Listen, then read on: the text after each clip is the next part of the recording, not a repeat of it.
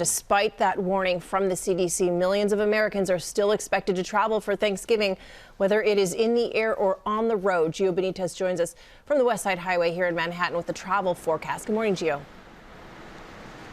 Hey, Cecilia, good morning. Yeah, even before the CDC's guidance not to travel next week, AAA was already expecting fewer travelers on the road than last year. Take a look at this because they were expecting about 48 million on the road. That's down from 55 million. Now this morning, AAA is changing its tune, telling us that number may be far lower after the CDC's warning. AAA anticipates at least a 10% drop in travel. That is the largest one-year decrease since the Great Recession in 2008.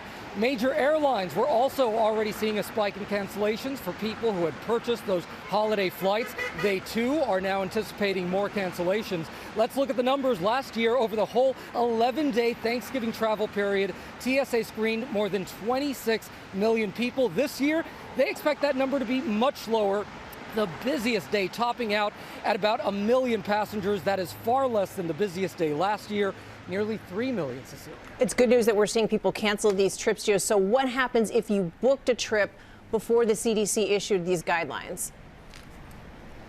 You know, the major airlines have already waived those change fees, and that means that even if you bought a ticket that is non-refundable, no worries, you can still go ahead and cancel that flight. You'll just get a credit for a future flight, and you can do that at any time. There is no deadline. You could even cancel that flight on the same day as your scheduled flight there. Cecilia. Really important information. Okay, Gio, thanks so much. Joining us right now is Dr. Ashish Jha, the Dean of Brown University School of Public Health. Dr. Jha, it's always so great to have you with us. Thank you for being with us this morning. I want to start with that breaking news that we mentioned right at the top of the show, that Pfizer is saying that they're submitting this emergency use authorization today. This is their request.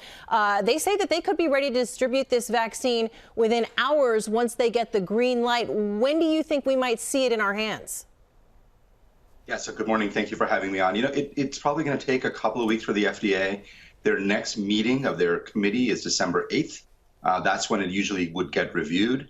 But obviously, these are extraordinary times. So who knows? It might get reviewed before then. But I'm expecting early December really as a time when we'll have an authorization, and then it'll start getting distributed hours after that. Yeah, early December. Okay, I want to turn to the Thanksgiving travel because today could end up being the day where so many families make these final decisions. So for someone who's watching right now and maybe on the fence of deciding whether they go home to see family or they stay in their own house this year, what is your best pitch to them about why they need to stay home? Yeah, so first of all, I really do think people need to stay home. Things are very bad across the country. And the main reason to do it is you want to be able to see your family in 2021. We're so close to having vaccines available. Let's stay safe. Let's keep people protected. And let's celebrate together next year. So the CDC essentially made this case that Thanksgiving could become a super spreader event nationally, that it's the perfect setting to spread this virus. Is there any way to do this safely? You know, I have spent so much time thinking about how to do it safely for my own family. And basically, I don't think at this point there is. I mean, one could have done a 14-day quarantine before and then traveled and not interacted with anybody.